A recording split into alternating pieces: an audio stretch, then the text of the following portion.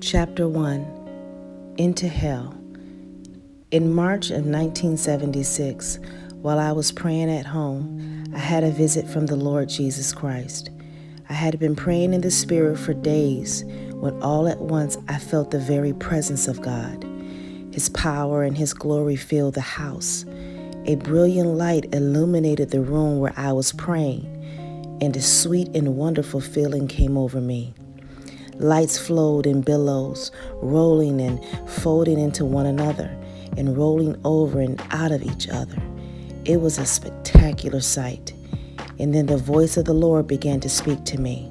He said, "I am Jesus Christ, your Lord, and I wish to give you a revelation to prepare the saints for my return and to turn many to righteousness. The powers of darkness are real, and my judgments are true. My child, I will take you into hell by my Spirit, and I will show you many things that I want the world to know. I will appear to you many times. I will take your spirit out of your body and will actually take you into hell. I want you to write a book and tell of the visions and the things I reveal to you. You and I will walk through hell together. Make a record of these things, which were and are to come. My words are true, faithful, and trustworthy. I am that I am, and there is none besides me." "Dear Lord," I cried out, "what do you want me to do?" My whole being wanted to cry out to Jesus, to acknowledge His presence. The best that I can describe it is to say love came over me. It was the most beautiful, peaceful, joyful, powerful love I have ever felt. God's praises began to flow from me. All at once I wanted to give Him my whole life to be used by Him to help save people from their sin. I knew by His Spirit that it actually was Jesus, the Son of God, who was there in the room with me. I cannot find words to express His divine presence, but I know it was the Lord. "Behold, my child," Jesus said, "I am going to take you by my Spirit into hell so that you may be able to make a record of the reality of it, to tell the whole world that hell is real, and to bring the lost out of darkness and into the light of the gospel of Jesus Christ." Instantly, my soul was taken out of my body. I went with Jesus up out of my room and into the sky. I knew all that was going on about me. I saw my husband and children asleep in our home below. It was though I had died and my body was left behind on the bed while my spirit was going with Jesus up through the top of the house. It seemed as though the whole roof was rolled back and I could see my family asleep in their beds. I felt the touch of Jesus as He said, "Fear not, they will be safe." He knew my thoughts. I would try to the best of my ability to tell you step by step what I saw and felt. Some of the things I did not understand. The Lord Jesus told me the meaning of most of them, but some things He did not tell me.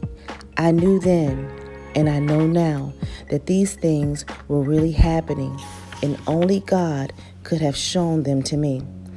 Praise His holy name. People, believe me, hell is real. I was taken there by the Spirit many times during the preparation of this report. Soon we were high into the heavens. I turned and looked at Jesus, and He was full of glory and power, and such peace flowed from Him. He took my hand and said, "I love you. Fear not, for I am with you." At that, we began to go even higher into the sky, and now I can see the earth below. Protruding out of the earth and scattered about in many places were funnels spinning around to a center point and then turning back again. These moved high above the earth and looked like a giant dirty type of slinky that moved continuously. They were coming up from all over the earth. "What are these?" I asked the Lord Jesus as we came near to one. "These are the gateways to hell." He said, "We will go into hell through one of them." Then we entered one of the funnels. Inside, it looked like a tunnel, spinning around and back again like a top. A deep darkness descended on us, and with the darkness came a smell so horrible it took my breath away. Along the sides of this tunnel were living forms embedded in the walls, dark gray in color. The forms moved and cried out to us as we passed. I knew without being told that they were evil. The forms could move but were still attached to the walls. A horrible smell came from them, and they screeched at us with the most awful cries. I felt an invisible evil force moving inside the tunnels. At times in the darkness, I could make out the forms. A dirty fog covered most of them. "Lord, what are these?" I asked as I held on tightly to Jesus' hand. And he said, "These are evil spirits ready to be spewed out on the earth when Satan gives the orders." As we were going down inside the tunnel, the evil forms laughed and called out to us. They tried to touch us, but could not because of the power of Jesus. The very air was polluted and dirty, and only the presence of Jesus kept me from screaming at the sheer horror. Oh yes, I had all my senses. I could hear, smell, see, feel, and even taste the evil in this place. If anything, my senses had become more sensitive, and the odor and filth almost made me sick. Screams filled the air as we came near the base of the tunnel. Piercing cries came up the dark tunnel to meet us. Sounds of all sorts filled the air. I could feel fear, death, and sin all around me. The worst odor that I had ever smelled filled the air. It was the smell of decaying flesh, and it seemed to be coming from every direction. Never on earth had I felt such evil or heard such cries of despair. Soon I would find that these were the cries of the dead, and that hell was filled with their wails. I felt a gust of evil wind and a small suction force ahead of us. Lights like lightning or strobe flashes penetrated the black darkness and threw gray shadows on the walls. I could barely make out the form of something in front of me.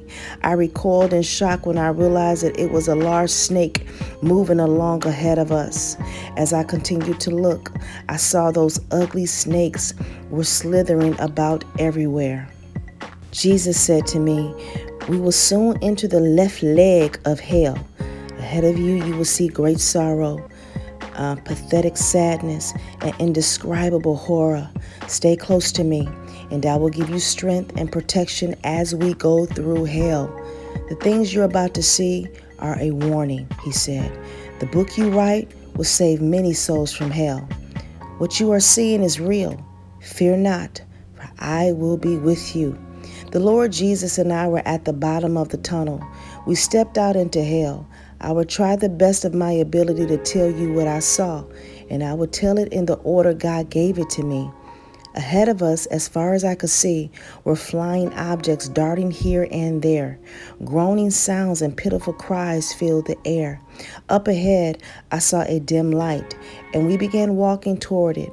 The path was a dry, powdery dirt. We were soon at the entrance to a large, dark tunnel. Some things I cannot put on paper. They were too awful to describe. The fear in hell could be tasted, and I knew if I had not been with Jesus, I would not make it back.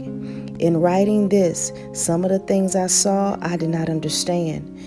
But the Lord knows all things, and He helped me understand that some of what I saw will be revealed later. Let me warn you, don't go to that place.